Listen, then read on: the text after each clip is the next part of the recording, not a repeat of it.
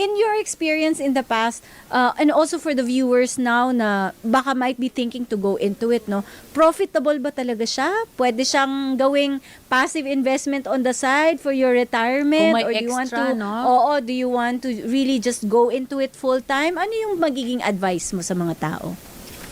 Well, para sa mga nagko-consider mag-real estate, maganda talagang investment ang real estate, but it also involves risk. Bakit siya maganda? Kasi it's a good investment that beats inflation. Sa ngayon, ang tataas-taas ng ang inflation natin. No? In fact, kung ang bangko mo, ang pera mo nasa bangko lang, it's only earning less than 1%. Pero kung in-invest mo yan sa property, lahat ng property for sure mag-appreciate kasi limited ang properties and mostly kung ang tao naghahanap ng, let's say, ng bahay or ng land na tatayuan nila ng bahay, meron at merong bibili niyan at some point. Pero ang,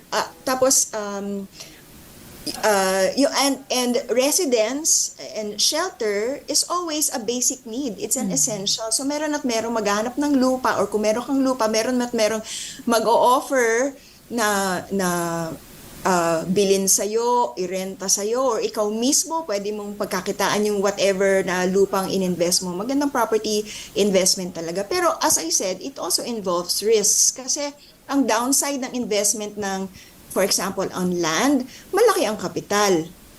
Di ba? Kailangan talaga kayang-kaya mo na either to pay it in full or at least the down payment na required nung developer or ng bangko kung sakasakaling iuutang mo ito sa bangko.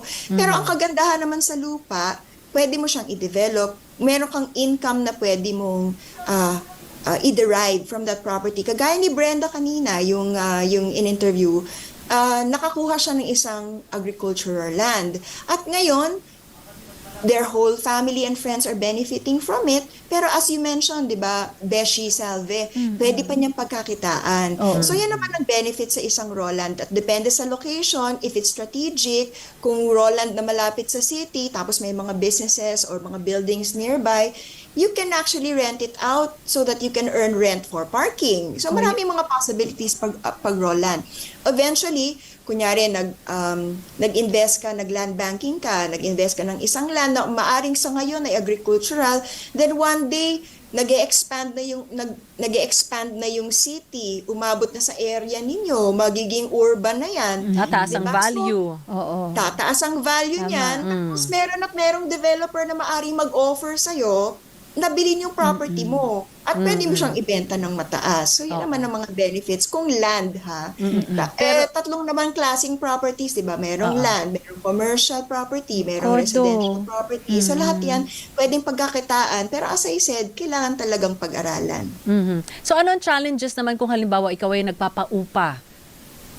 May paupahan ka. Nagpapauka naman ang problema dyan, yung mga tenants. Kasi minsan may mga tenants na talaga nasakit ng ulo, hindi inalagaan yung property mo. Minsan naman hindi magbabayad. So, sakit din ang ulo Mahirap yan. paalisin, ano? Kaya parang negosyo talaga yung real estate, no? It's not, I wouldn't call it really passive investment for a lot of people kasi, no?